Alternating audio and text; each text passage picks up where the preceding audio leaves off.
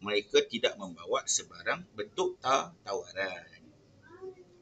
So ia bukan satu strategi yang pengecut, tetapi ia satu strategi yang menilai dan juga yang mengira.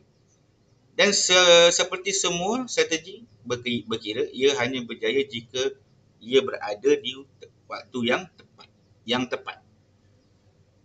Alhamdulillah, kita dah selesai dan nak habis dah kita punya perkongsian. So bila kita satukan semua penceritaan ni, apa yang kita dapat adalah satu coalition yang bergerak tanpa perasaan cinta. Parti itu ada parti yang menjadi teras dalam menanggung bebanan terhadap coalition yang ada. Dan mereka yang menunggu juga ada juga kelebihan terhadap dari segi faktor politik yang mereka ada. Kita sampai padalah soalan yang penting.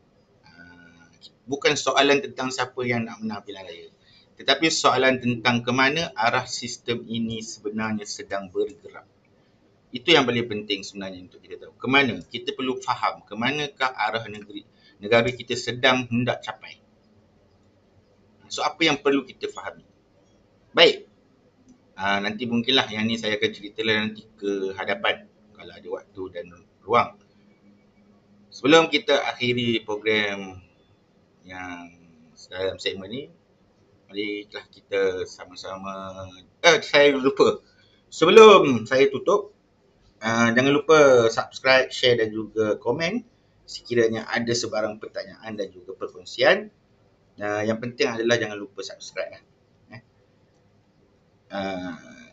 Kalau anda setuju untuk saya kongsikan apakah tajuk yang selanjutnya berkenaan dengan apakah yang rakyat perlu fahami daripada kisah ini, sila komen dekat bawah. Teruskan. Kalau tak ada, saya tak teruskanlah. Saya bawa cerita lain pula.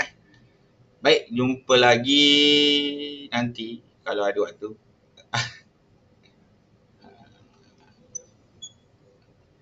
Kalau kita terus membaca politik itu sebagai drama, kita akan terus kecewa dengan pelakon dia. Tetapi bila kita mula dengan membaca politik itu sebagai sistem, kita faham mengapa dia perlu jadi begitu. Dan kefahaman itu amat penting kerana perubahan sebenarnya tak bermula bila kita sedang marah. Ia bermula bila kita berhenti tertipu disebabkan oleh orang lain yang tipu kita.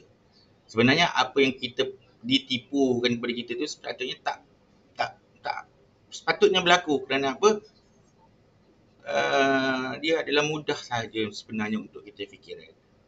So aku tak adalah minta korang nak setuju ke tak setuju dengan aku, itu is up to you. Tak ada masalah.